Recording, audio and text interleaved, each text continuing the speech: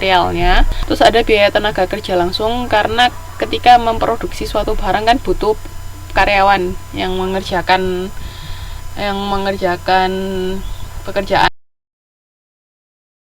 Menggunakan mesin kan tetap harus ada seseorang yang mengontrol mesin itu, makanya ada yang namanya biaya tenaga kerja langsung sama biaya overhead pabrik. Ini biaya lain-lain yang berhubungan langsung dengan proses pembuatan produk tadi. Jadi 3 komponen biaya ini harus diingat-ingat. Pertama, biaya bahan langsung, biaya tenaga kerja langsung, sama biaya overhead pabrik. Ini penting, jangan sampai lupa. Nanti ketika menghitung biaya harga pokok produksi itu ada 3 biaya ini. Nah, kalau di perusahaan dagang itu kan ada HPP, harga pokok penjualan, ya kan. Nah, kalau di perusahaan manufaktur ini ada HPP juga, tapi harga pokok produksi. Jadi total biaya produksinya itu berapa.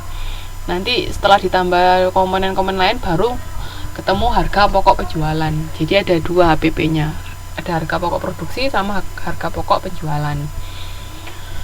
Terus ada juga yang namanya biaya non produksi, yaitu biaya penjualannya berapa sama biaya administrasinya berapa. Ya, ini komponen-komponennya jangan lupa, tolong diingat. Di situ ini biaya produksi dalam laporan keuangan. Harga pokok penjualan itu kan sama kayak HPP-nya perusahaan dagang, persediaan barang awal, tapi bedanya adalah kalau itu kan persediaan barang dagang awal. Nah, kalau ini persediaan awal barang jadi. Kenapa kok barang jadi? Karena ketika perusahaan memproduksi suatu barang, setelah sekali produksi kan nggak tentu langsung jadi produk jadi. Misalnya makanan perusahaan makanan, misalnya pertama memproduksi makanannya dulu, setelah itu baru dikaleng. Nah, itu kan ketika produk makanannya jadi kan nggak langsung jadi bisa dijual, harus misalnya dikemas dulu baru bisa jadi produk yang namanya produk jadi. Kayak ada prosesnya, misalnya pertama proses pembuatan makanannya, departemen pembuatan makanan misalnya, yang kedua departemen pengalengan, terus mungkin ada lagi yang ketiga departemen pengemasan, maksudnya kemasan secara keseluruhan yang siap dijual. Nah, itu jadi setelah pokoknya di departemen akhir itu baru namanya barang jadi. Makanya di sini ada persediaan awal barang jadi, ini maksudnya yang siap untuk dijual, ditambah harga pokok produksi yang tadi saya bilang, dikurangi persediaan akhir barang jadi. Nah, kadang tadi yang kayak saya bilang kan, ketika menghasilkan suatu produk ada beberapa kali proses, saya dari departemen A ke departemen B ke departemen C. Nah, itu nanti saya jelaskan lebih lanjut. Jadi barang jadinya departemen A itu bisa jadi bahan bakunya untuk departemen B, ya kan. Terus habis itu barang jadinya departemen B bisa jadi bahan bakunya departemen C, sampai nanti ketemu benar-benar barang jadi terakhir. Ini rumusnya tolong diingat-ingat ya. Jadi persediaan awal barang jadi ditambah harga pokok produksi dikurangi persediaan akhir barang jadi, itu ketemu harga pokok penjualannya untuk perusahaan manufaktur.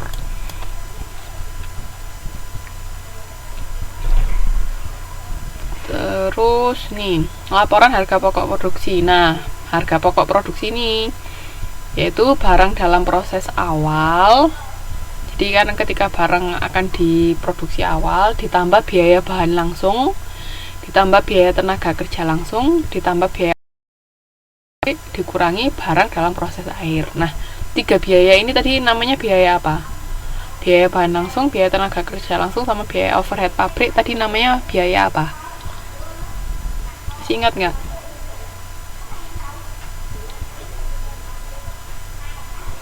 Namanya biaya apa?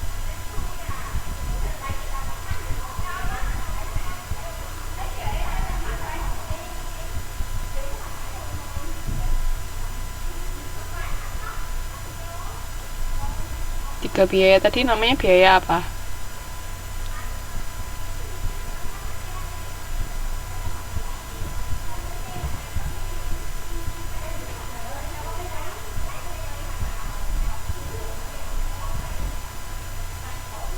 Masih ingat? Ayo, sudah lupa. 3 biaya ini tadi namanya biaya apa? Yang bisa jawab? Bukan biaya manufaktur. Ayo, biaya apa? Yang ingat nggak?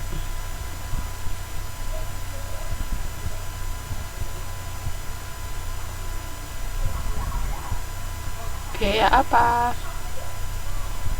Jadi 3 biaya tenaga kerja langsung, biaya bahan langsung, sama biaya overhead pabrik tadi termasuk biaya apa?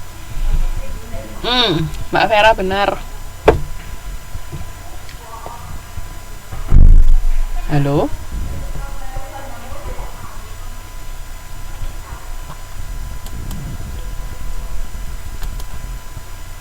Iya, Mbak Vera benar, termasuk biaya produksi ya. Jangan lupa. Jadi 3 tadi itu biaya produksi. Makanya harga pokok produksi yaitu barang dalam proses awal ditambah biaya produksi yang terdiri dari 3 komponen tadi dikurangi biaya dalam proses akhir.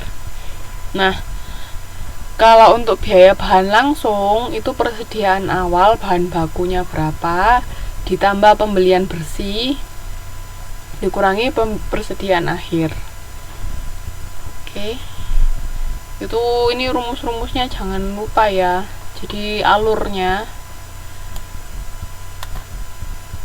Terus untuk laporan laba rugi kalau di perusahaan jasa kan gampang, tinggal penjualan dikurangi beban. Kalau perusahaan dagang, penjualan terus ada HPP baru dikurangi beban. Nah, kalau di perusahaan manufaktur ini ada penjualan bersih dikurangi HPP, dikurangi biaya umumnya, sama dikurangi biaya-biayanya atau ditambah pendapatan yang lain. Itu rumusnya. Tetap ada HPP-nya, hampir sama kayak perusahaan dagang. Sampai sini ada yang mau ditanyakan?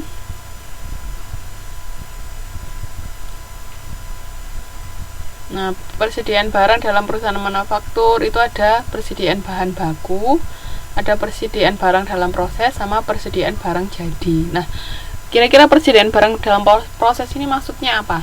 Ada yang tahu?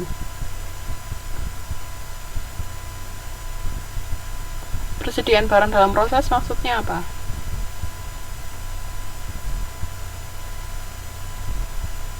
Ada yang tahu?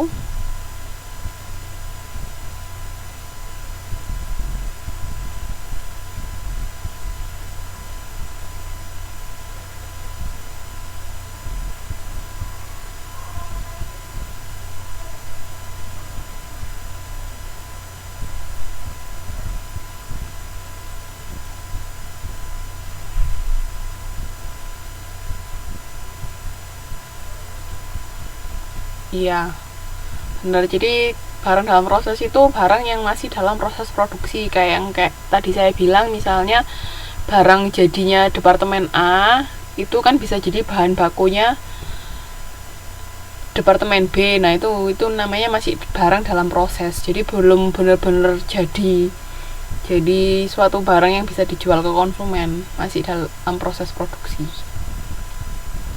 Oke ya, jadi itu 3 jenis barang, 3 jenis persediaan di perusahaan manufaktur.